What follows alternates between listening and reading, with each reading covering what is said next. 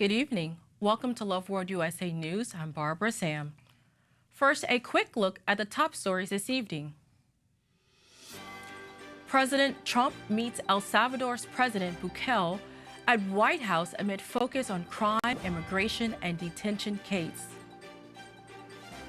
Mississippi State Auditor finds $400 million in waste, calls for state-level DOGE initiatives. Suspect in Pennsylvania governor's mansion arson confesses to hatred for Shapiro.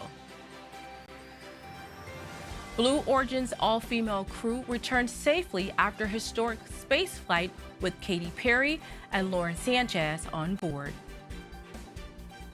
UK retailers warn of Chinese good flooding market amid Trump tariffs, call for end to import loophole. And now to the news. President Donald Trump hosted El Salvador's President Nayib Bukele at the White House on Monday, highlighting their administration's shared hardline approaches to crime and border security. The meeting underscores a growing partnership between the two leaders, with discussions centering on immigration enforcement and gang violence. One sensitive topic on the agenda was the case of Xiomara Abrego Garcia, a Maryland construction worker and father who was deported last month to El Salvador despite a legal order prohibiting his removal. He is currently detained in El Salvador's high-security terrorism confinement center. The Trump administration has admitted the deportation was an administrative error and said over the weekend that it is willing to take all available steps to bring him back to the U.S., though the exact process remains unclear. In court filings and public statements, the administration had described the case as part of a larger ongoing and sensitive process involving coordination between the two governments. State Department official Michael Kozak confirmed that Abrego Garcia is alive and secure, but detained under El Salvador's domestic authority. Trump commended Bukele for his cooperation, stating that El Salvador has graciously accepted into its nation's custody some of the most violent alien enemies of the world, including suspected members of gangs such as Tren de Aguas and MS-13. Trump emphasized that these individuals will never threaten or menace our citizens again, end quote, framing the meeting as a milestone in cross-border law enforcement and security cooperation. Let's take a look. Can President Bukele weigh in on this? Do you plan to return him? Well, I'm supposed to be not suggesting that I smuggle a terrorist into the United States, right? How can I return him to the United States? Like, I smuggle him into the United States, or what do I do? Of course, I'm not going to do it. It's like, the question is preposterous. How can I smuggle a terrorist into the United States? I don't have the power to return him to the United States. But you can release him inside El Salvador. Yeah, but I'm not releasing, we're not very fond of releasing terrorists into our country. We just turned the murder capital of the world into the safest country of the Western Hemisphere, and you want us to go back into the releasing criminals so we can go back to being the murder capital of the world? No, that's not going to happen. They'd love to have a criminal, released into. There's a fascination. They would love it. Yeah, they're sick. These are sick people. Well, Mr. President, you said that if the Supreme Court said someone needed to be returned, that you would abide by that. You said that on Air Force One just a few days ago. Why don't you just say, isn't it wonderful that we're keeping criminals out of our country? Why can't you just say that? Why do you go over and over? And that's why nobody watches you anymore. You have no credibility. Please, go ahead. President Trump, thank you so much. How many illegal criminals are you planning on exporting to El Salvador? And President Bukele, how many are you willing to take from the U.S.? As many as possible. And I just asked the president, it's this massive complex that he built, jail complex. I said, can you build some more of them, please? As many as we can get out of our country that were allowed in here by incompetent Joe Biden. Mississippi State Auditor Shad White has unveiled a sweeping new report documenting over $400 million in government waste uncovered during his tenure, positioning his office as a state-level counterpart to Elon Musk's Federal Department of Government Efficiency, DOGE, nicknaming his team MOGE. The Mississippi Office of Government Efficiency, White's 800-page report, compiles years of audits exposing misspending across a range of public agencies.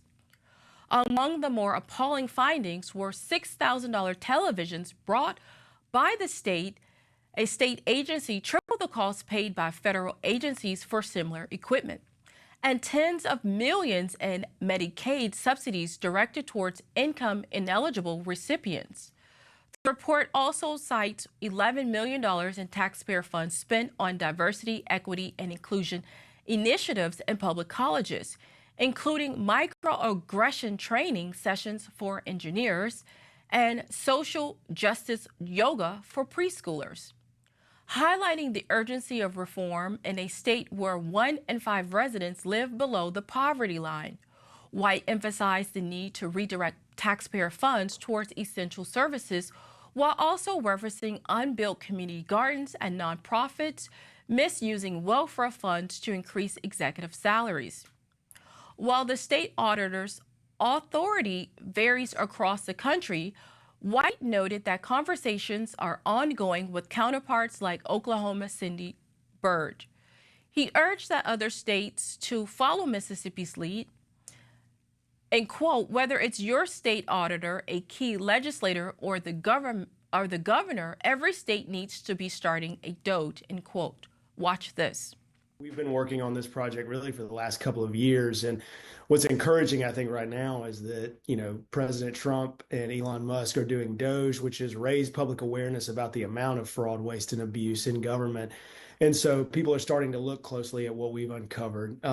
In our time in the state auditor's office, my team and I have uncovered about $400 million worth of waste. And so this latest report that we're pushing out summarizes a lot of that work, a lot of it done just in the last couple of months, really focused on state agencies and how they're spending taxpayer money. So when you talk about the biggest examples of waste, I mean, you first look at the biggest program. So, for example, Medicaid is a huge program here in Mississippi. We found tens of millions of dollars going to folks who appear to be ineligible to be on the program based on their income. So those are kind of the big ticket items when you're talking about dollar amounts. But some of the smaller things actually, I think, rub voters the wrong way and get more attention. So, for example, we find state agencies paying $5,800 a piece for TV screens. And when we dug deeper and looked, the same TV screens were being purchased by the federal government for just over $2,000. So if you think the federal government is inefficient, I promise you your state governments around the country are likely even less efficient. That's the kind of stuff that we're finding. And really we're inspired by the president, inspired by Elon Musk and DOGE, because we think that this is a great opportunity to flag all of the fraud, waste, and abuse that we see, so that normal voters, now that they're really engaged on this topic, normal voters will call them. The man accused of setting fire to Pennsylvania Governor Josh Shapiro's mansion early Sunday morning admitted to harboring hatred toward the governor and building Molotov cocktails to carry out the attack, according to state police. Cody Belmar, 38, of Harrisburg, allegedly confessed to the arson after turning himself in outside the Pennsylvania State Police headquarters. Belmar, who is currently hospitalized for a medical issue unrelated to the incident, faced a slate of charges including attempted murder, aggravated arson, terrorism, burglary, and other related offenses. Investigators say Belmar told them he poured gasoline from a lawnmower into bottles, walked an hour to the residence, scaled a fence, and threw the improvised explosives into the home. He also allegedly admitted he knew people could be inside and claimed he would have assaulted Shapiro with a hammer if he had encountered him. Surveillance footage reportedly showed Belmar near the governor's mansion wearing a black jacket and carrying a bag.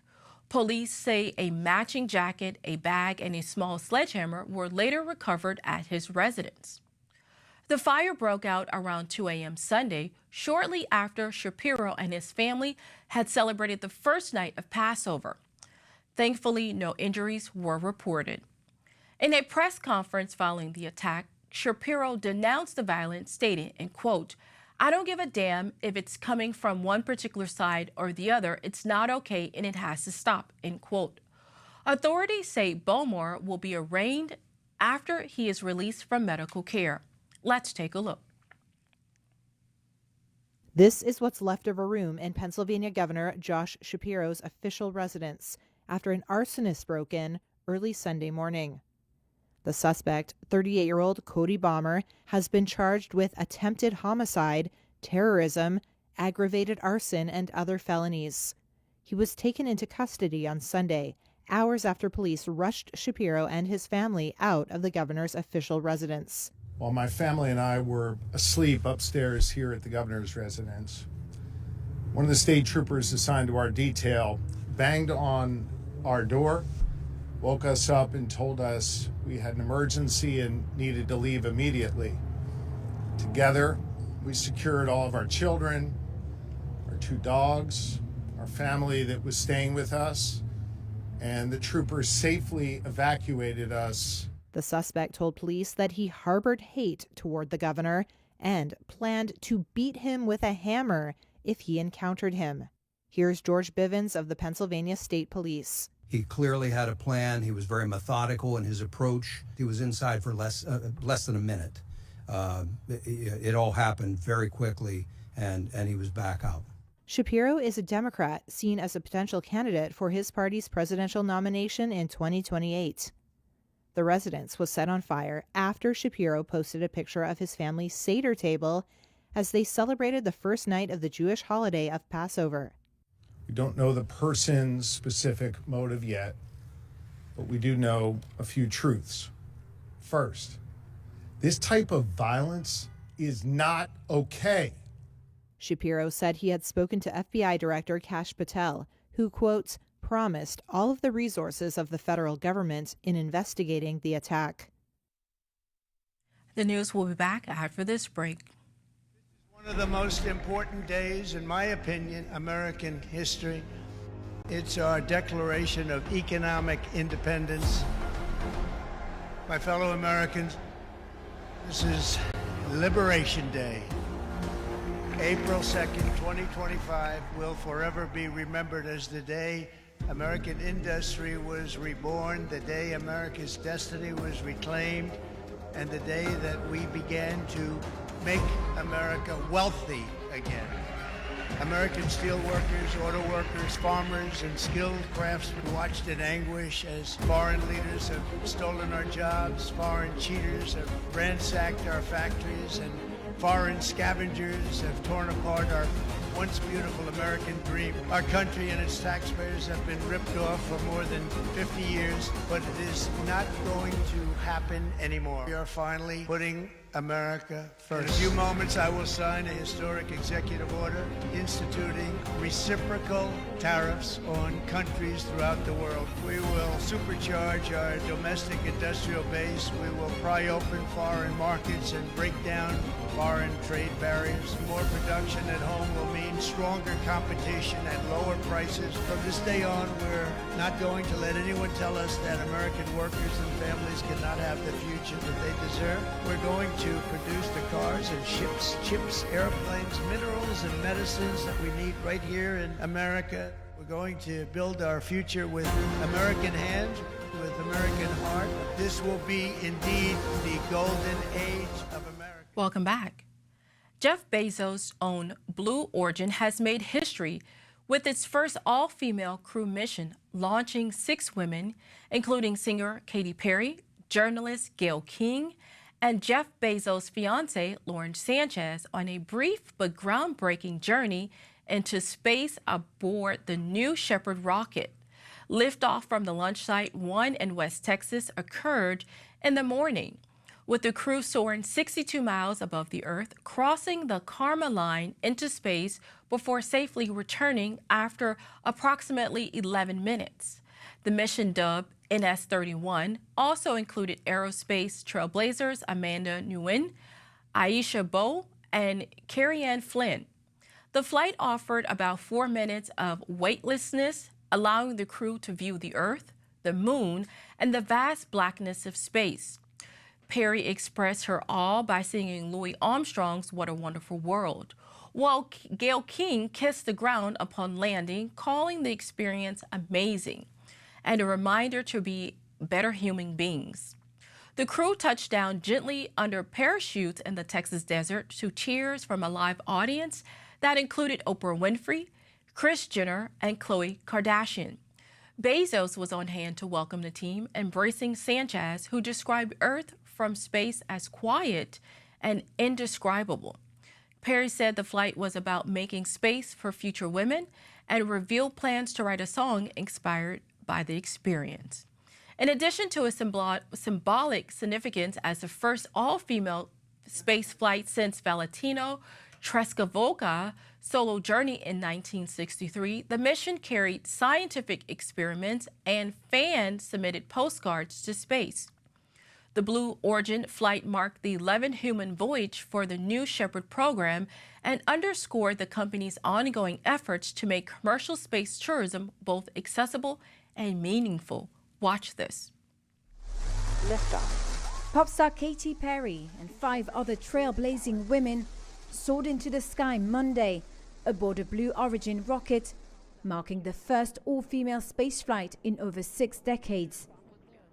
The star-studded crew comprised Jeff Bezos' fiancée, Lauren Sanchez, CBS host Gayle King, former NASA rocket scientist Aisha Bowie, human rights activist Amanda Nguyen, and film producer Carrie Ann Flynn.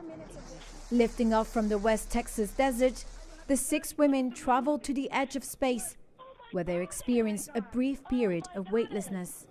That's our pink moon. I love you, Jeff.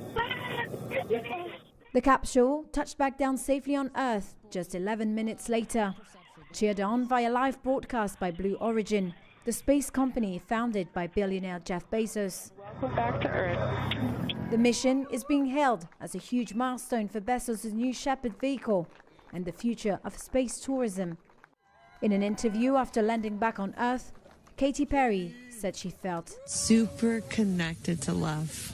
So connected to love. I think this experience has shown me you never know how much love is inside of you, like how much love you have to give, and how loved you are until the day you launch. U.S. stocks rose on Monday following news that the White House had eased tariffs on several key technology products, boosting investor confidence.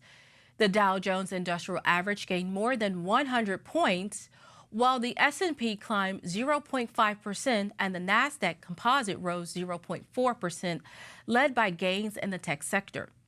The rally followed new guidance from U.S. Customs and Border Protection issued late Friday, which clarified that smartphones, computer chips, laptops, and other electronics would be exempt from recent tariff increases. These changes stem from President Donald Trump's April 2nd executive order declaring a national emergency over global trade imbalances and non-reciprocal practices. While subsequent orders had increased tariffs on Chinese imports to 125%, the updated memorandum exempts high-demand consumer technology products from both the China-specific tariff and a separate 10% global baseline tariff on certain countries. The exemption applies to goods shipped from warehouses beginning April 5th. The policy shift helped ease fears of consumer price hikes and supply chain disruptions in the tech industry. Companies like Apple, Samsung, and Intel saw modest share price increases as markets welcomed the administration's partial retreat from aggressive tariff escalation. Let's take a look. Tech shares led Asian stocks higher on Monday after Donald Trump's move to exclude smartphones and some other goods from his tariffs. Japan's Nikkei index jumped over 1.5% by early afternoon. Tech gear makers TDK and Advantest were among the top gainers, rising over 5%. Shares in China did even better, with Hong Kong's Hang Seng index gaining around 2.5% during the morning. E-commerce titan Alibaba jumped over 5%. Trump's move is a boon for firms like Apple, which makes most of its iPhones in China. But confusion still reigns over what exactly Washington plans to do next. Speaking to reporters late Sunday, Trump said chips and other goods would still face new duties. But the tariffs will be in place in the not distant future because, as you know, like we did with steel, like we did with automobiles, like we did with aluminum, which are now fully on, we'll be doing that with semiconductors, with chips, and numerous other things. And that'll take place in the very near future. Trump said he would announce the rate for semiconductors over the coming week. He said there would be flexibility for some firms in the sector, without giving any names. In an earlier social media post, he said nobody is getting off the hook. He said smartphones and other goods were not getting a permanent exemption, but would just move to a different tariff bucket. Many investors have voiced frustration at the constant shifts in policy. Billionaire hedge fund boss Ray Dalio said Sunday that the US was now very close to a recession as a result of the trade turmoil. Even so, Monday saw signs of tentative relief across financial markets. Prices eased for traditional safe havens, including gold and the Swiss franc. The US dollar broadly steadied against key currencies, but remained near the 3-year lows touched on Friday. British retailers are sounding the alarm over a potential surge in low-cost Chinese goods entering the UK, warning that President Donald Trump's steep new tariffs on China could reroute excess stock toward Europe. The concern comes amid growing pressure for the UK government to close a long-standing tax loophole on small-value imports that critics says creates an uneven playing field for domestic businesses. The British Retail Consortium, BCR, said UK retailers fear that Chinese companies blocked from the U.S. by Trump's 145% tariff on Chinese imports could redirect unsold inventory through online platforms like Shein, Temu, and Amazon, flooding European markets. Analysts noted that the risk is more acute for British discount retailers and lower-end chains, including giants like Primark and BMH. While Primark declined to comment, RBC's Richard Chamberlain warned the rerouting of goods could lead to greater pricing pressure and competitive challenges for European value-based retailers. The warning follows Trump's executive order earlier this month to end the U.S. de minimis tax exemption for imports under $800, a move aimed at curbing the rapid growth of low-cost Chinese e-commerce platforms. In the UK, a similar exemption allows goods under £135 to enter the country free of custom duties and VAT. Industry leaders are now calling on the British government to revise or eliminate the exemption. Andrew Goodacre, CEO of the British Independent Retailers Association, noted that billions of duty-free items are entering the UK through major marketplaces, disadvantaging brick-and-mortar stores. The thought of Chinese companies dumping even more goods is a real worry, he said. The influx of cheaper products may benefit consumers in the short term. Chamberlain cautioned that broader global cost pressures, including rising shipping costs and compliance costs for Chinese exporters, could lead to price increases across all markets. Still, UK retailers maintain that without policy changes, domestic sellers will face mounting unfair competition. The news continues after this break. Stay with us.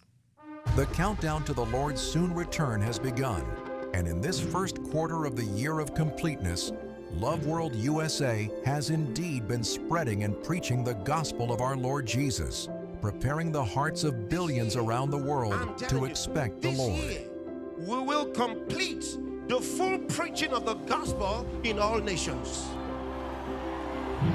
Loveworld USA broadcasted life-changing programs with our man of God.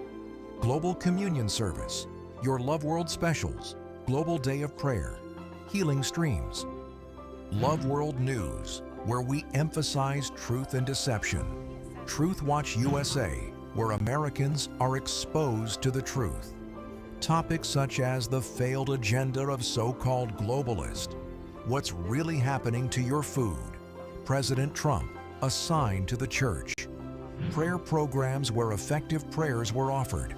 Tremendous power. Pray for America. Faith-filled programs like I'm Just Saying, Pastor Chris Worth reading, Stick to the Word, programs with Pastor Benny, and many more. We say thank you, dearest partners, for contributing towards our programming and daily operations through your partnership. Loveworld USA is positioned for a massive harvest of souls all around the world as we set our sail to reach more people in this second quarter, in more languages, and change more lives. This is a call to our dearest partners all over the world to join this mandate in completing the full preaching of the gospel to all nations as you sponsor our 2025 projects. 1. Pastor Chris in 1 Billion Homes Project. Ensure the spread of the message of the man of God through Loveworld USA. The spread of our ministry programs and agenda through satellite, cable, internet, digital, mobile apps, Alpha TV, OTT platforms, our news, and our current affairs. 2. Minutes to Reach Billions 4.0. Make your every minute count for the gospel as we spread the awareness of Loveworld USA to your world. 3. Translation of our language-specific channels. Make it possible for billions around the world to watch our programs in their native language. 4. Tag your name to a program. Sponsor and tag your name to our various Loveworld USA programs. You can adopt a specific program. 5. Studio upgrade. Join us today with your lavish gift to the work of Loveworld USA. Every SPs or dollar you give goes to accomplishing our mandate to fully preach the gospel with our life-transforming content. For more information, please call the number showing on your screen. God bless you. Welcome back. The European Union has expressed strong dissatisfaction with Turkey's warnings against the construction of an electricity cable linking Greece, Cyprus, and eventually Israel.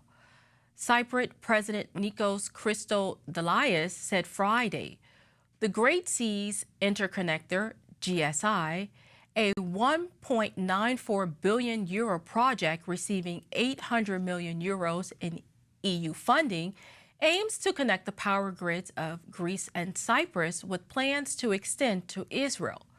Turkish defense officials have labeled the project proactive, arguing it infringes on areas Turkey claims jurisdiction over, including waters near Turkish-occupied northern Cyprus. They warned of a potential response similar to previous naval interventions. Christodoulias said he has discussed the matter with European Commission President Ursula von der Leyen and Mediterranean Commissioner Dubravka Šuica, both of whom conveyed the EU's displeasure. It emphasized Cyprus will continue to pursue its rights under international law and use all legal channels to defend its position, but will avoid any actions that could lead to a confrontation with Turkey.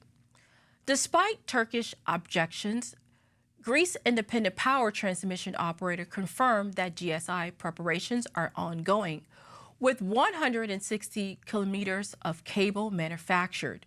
However, marine surveys between Crete and Cyprus are still underway to finalize the cable route.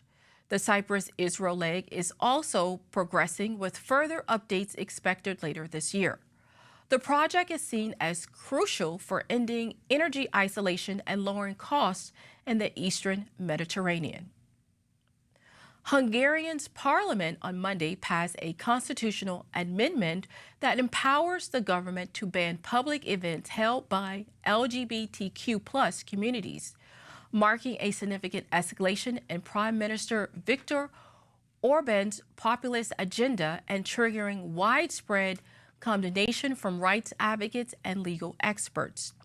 The amendment passed by 2/3 majority with 140 votes in favor and 21 against, was introduced by the ruling Fidesz KDNP coalition. It builds upon Hungary's controversial child protection law by stating that children's rights to moral and spiritual development take precedent over other freedoms, effectively limiting the right to peaceful assembly when LGBTQ+ topics are involved. The legislation codifies a recent law that prohibited public LGBTQ+ gatherings such as Budapest Pride and enables the use of facial recognition tools to identify attendees, with violators facing fines up to $546.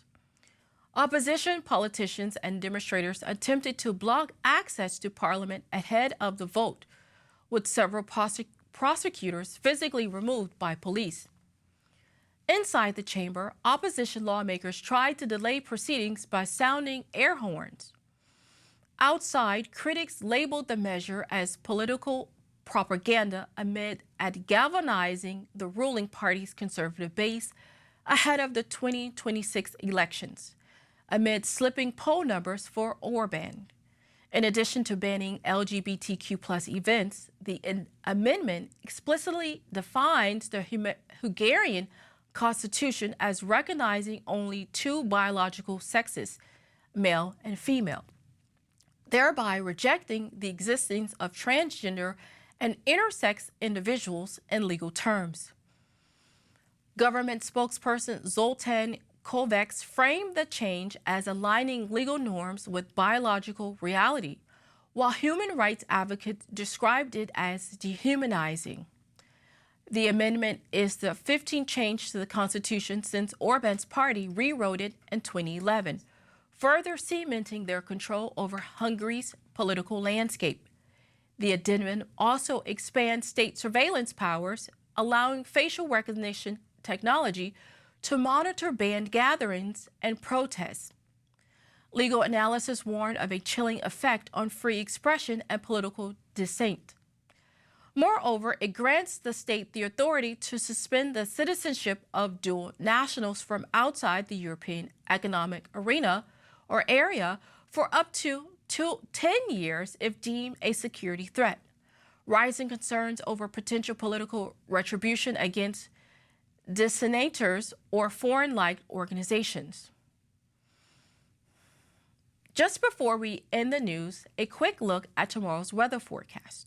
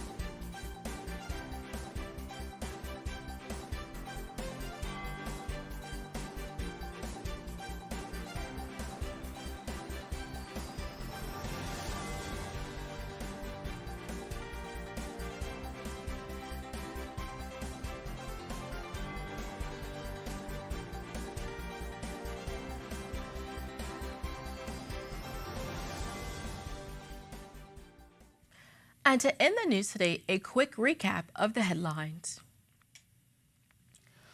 President Trump met El Salvador's President Bukele at White House amid focus on crime, immigration, and detention case. Mississippi State Auditor finds $400 million in waste, calls for state-level DOGE initiatives. Suspect in Pennsylvania governor's mansion arson confesses to hatred for Shapiro. Blue Origin's all-female crew returned safely after historic spaceflight with Katy Perry and Lauren Sanchez on board. UK retailers warn of Chinese goods flooding market amid Trump tariffs call for end to import loophole. And that's the news for today. Join us at the same time tomorrow for more news. I'm Barbara Sam. Good night and God bless you.